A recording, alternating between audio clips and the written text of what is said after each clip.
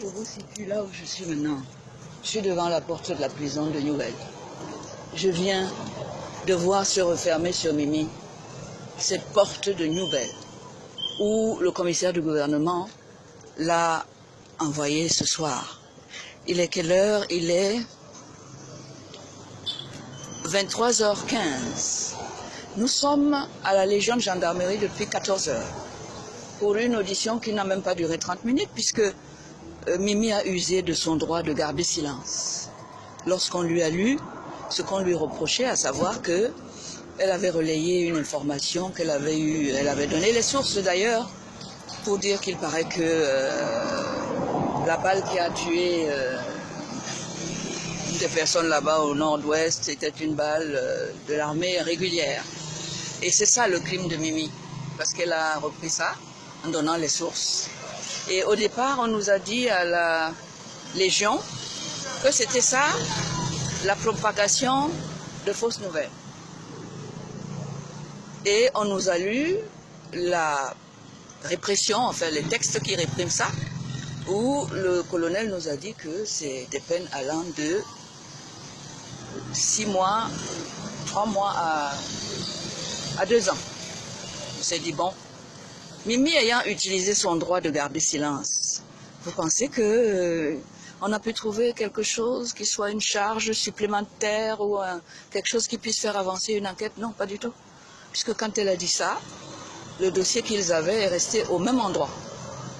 À savoir qu'on a fait des captures d'écran de son mur sur Facebook et que voilà, elle ne devait pas le faire. Et depuis 14h, nous sommes là. Tantôt, on nous dit que d'attendre, qu'on est en train de taper le procès verbal, jusqu'à 20... À quelle heure on est allé à 20h. Jusqu'à 21h, donc, où on nous dit, bon, ben, le commissaire du gouvernement, on va l'amener là-bas. Le commissaire du gouvernement veut vous voir. Nous, le pool des avocats, on y est allé. Et on a constaté que le commissaire du gouvernement nous a laissés dans sa salle d'attente et n'avait pas l'air de savoir même qu'on est là, parce qu'il ne nous avait pas demandé de venir le voir. Il va nous le confirmer une fois qu'on est dans la salle, qu'il n'a jamais demandé à nous voir. On dit, comment ça? Et à ce moment-là, on a commencé à lui dire, la première chose qu'on lui a dit, c'est que le Cameroun a signé un engagement de ne pas traduire un civil devant un tribunal militaire. Ça, c'est un principe général, placé sous le contrôle de la Cour suprême, qui a déjà rendu des arrêts énormes, plusieurs, dans ce sens. Aucun civil ne doit être jugé par un tribunal militaire.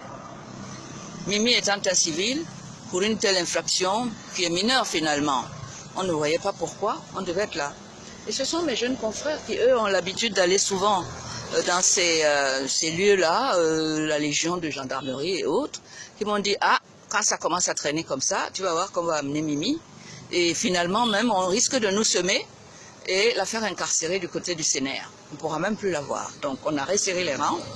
Et à l'heure dite, après avoir rouspété, Mimi n'a pas bu une goutte d'eau depuis le matin, nous-mêmes non plus, rien. Et il s'agit là des méthodes vraiment qui s'apparentent à de la torture. En tout cas, à des traitements cruels, dégradants et inhumains. Ce qui est formellement interdit dans notre code de procédure et dans les conventions qu'on a signées contre la torture notamment.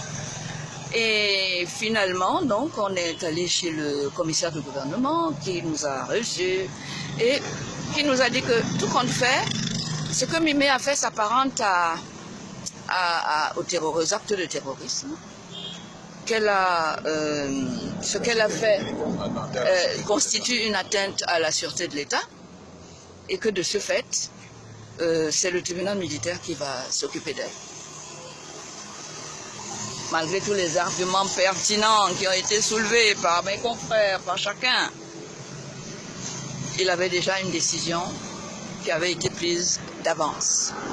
On a essayé de joindre monsieur le procureur général, qui lui-même a essayé de toucher monsieur le commissaire du gouvernement, et je pense que monsieur le procureur général n'a pas pu le convaincre, parce que monsieur le commissaire du gouvernement a dit qu'il s'agit d'une affaire militaire. Il retient sa compétence et de toute façon, il a une hiérarchie qui est plutôt militaire. Et le procureur général a baissé les bras, bien sûr. Voilà, on n'a rien pu faire pour Mimi. Je peux vous dire que c'est la pire de mes journées depuis peut-être une dizaine d'années. Je n'ai pas versé des larmes parce que Mimi est très courageuse. Je ne voulais pas être quelqu'un qui l'affaiblit, mais au contraire, qui lui donne la force de supporter. Parce que j'ai vu comment on lui mettait les menottes. Et ça m'a complètement fendu en deux. Et nous l'avons donc accompagnée ici, à la prison. Et je crois que Mimi a beaucoup plus de courage que moi-même, qui suis ici. Et ce que je promets, en ce qui me concerne, c'est de ne pas dormir tant que Mimi est en prison. Je vais me battre jusqu'au sang pour la sortir de là. Et je suis très fière de ce que j'ai constaté. Toute cette ceinture de sécurité et d'amour que vous avez fait, vous, les professionnels de la plume, du journal, journalistes, vous n'avez pas été absent une seule seconde depuis que nous avons été amenés à la Légion de gendarmerie. Jusqu'à maintenant, vous êtes encore là. Et Mimi, je l'ai vu sourire quand chacun d'entre vous lui a fait un bisou. C'est ça la force. Pas de l'expérience, mais la force de la vérité, la force du droit et du triomphe de l'état de droit. Et c'est pour ça que nous nous battons tous. Et c'est pour ça que moi, je vous remercie. Je suis très fière de faire partie d'une famille comme celle que vous avez formée autour de Mimi.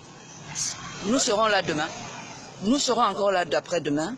On nous a laissé entendre qu'elle pourrait passer au tribunal lundi pour être déférée et jugée lundi.